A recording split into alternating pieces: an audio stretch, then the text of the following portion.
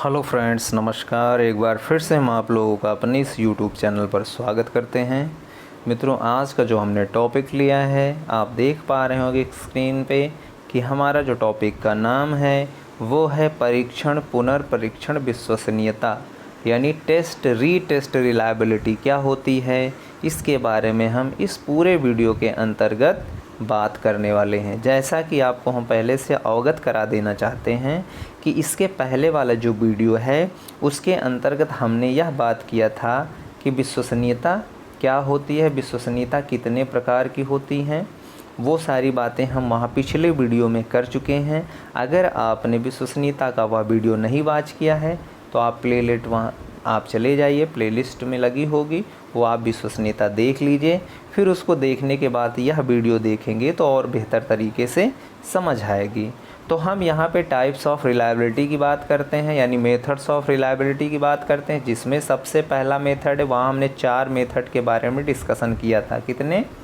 4 methods के बारे में डिस्कशन किया था कि कौन कौन से होते हैं, जिसके अंतर्गत हमने सबसे पहला मेथड सेलेक्ट किया है परीक्षण पुनर्परीक्षण विश्वसनीयता विधि क्या होती है, या टेस्ट रीटेस्ट रिलायबिलिटी क्या होती है, इसके बारे में पूरी सूचना हम यहाँ से ग्रहण करने वाले हैं।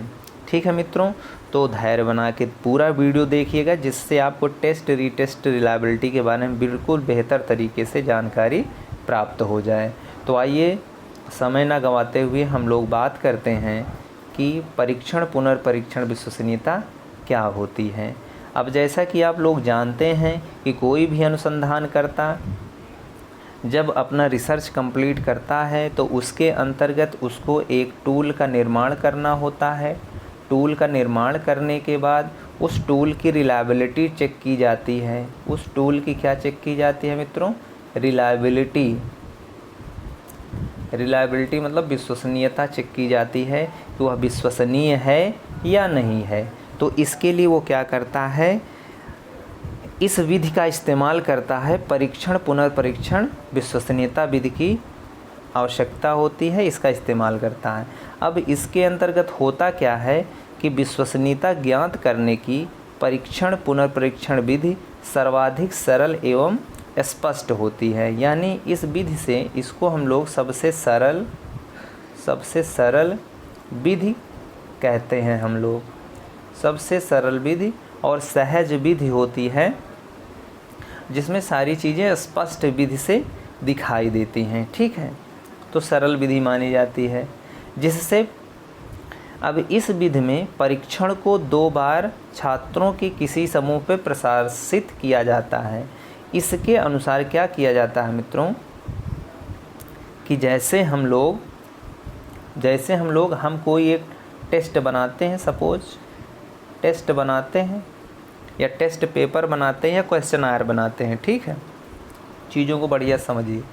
तो हम क्या करते हैं, जैसे हमारे पास कोई एक ग्रुप था स्टूडेंट्स का, जिसमें कुछ स्टूडेंट्स थे 1 2 3 4 5 6 7 8 9 10, सपोज़ 10 स्टूडेंट थे।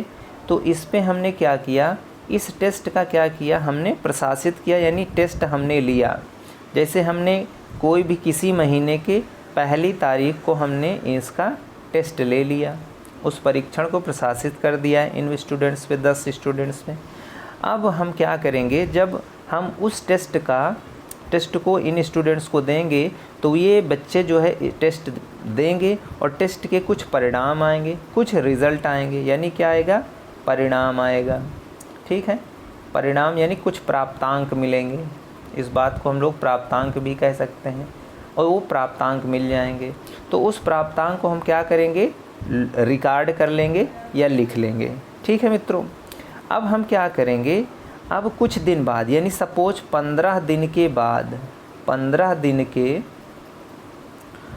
दिन के बाद हम उसी परीक्षण को हम क्या करेंगे, इसी जो हमने टेस्ट बनाया है इसी परीक्षण को पुनः क्या करेंगे, इन्हीं 10 विद्यार्थियों पे प्रशासित करेंगे या प्रसारित करेंगे। ठीक, तो इन्हीं जब विद्यार्थियों पे जब फिर हम पुनः प्रसारित करेंगे, इन्हीं जो 10 विद्यार्थी आपके सामने बैठे थे पहले, उन पे प्रशासित करेंगे तो हमारे पास कुछ और परिणाम आए, परिणाम 2 आ जाएगा, यानी कुछ और परिणाम या प्राप्तांक देखने को प्राप्त होते हैं, प्राप्तांक प्राप्त होते हैं।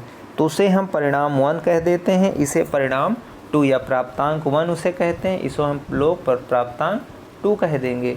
तो यहाँ पे भी कुछ ना कुछ संख्यात्मक मान आएगा दोबारा 15 दिन बाद। तो हम क्या करेंगे, जो प्राप्तांक 1 है, सपोज P1 उसको बोल दिए, और प्राप्तांक ये जो हमने नया लाया P2 है। तो अब ये जो P1 और P2 जो प्राप्तांक मिलेंगे दोनों से 2 बार टेस्ट लेने के बाद, तो इनके बीच में हम लोग क्या निकालेंगे, एक सहसंबंध निकालेंगे। किसकी गणना करेंगे, सहसंबंध गुणांक की गणना कर लेंगे। और जब सहसंबंध गुणांक की गणना करेंगे तो वही हमारा विश्वसनीयता गुणांक को परिभाषित करता है।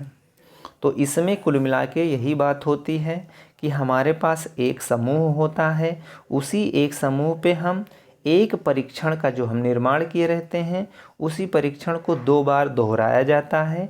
मतलब कुछ समय अंतराल, जैसे 15 दिन के बाद 2 बार, पहले 1 तारीख को टेस्ट लिया, फिर हम 20 तारीख को टेस्ट ले सकते हैं या 15 तारीख को टेस्ट ले सकते हैं, यानी 14 दिन का कम से कम अंतराल होना चाहिए। ठीक है, तो इस तरीके से हम लोग टेस्ट प्रशासित करते हैं और जो परिणाम हमारे आते हैं उनके बीच में हम लोग सहसंबंध गुणांक की परिकल्पना करते हैं, यानी वैल्यू निकालते हैं।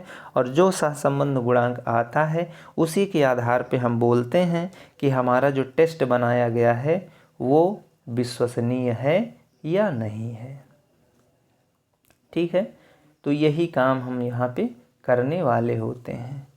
तो यह जो रूल या मेथड था वो यही मेथड था, और फिर अगले रूल को हम नेक्स्ट वीडियो में कवर करेंगे। तब तक मित्रों, जय हिंद।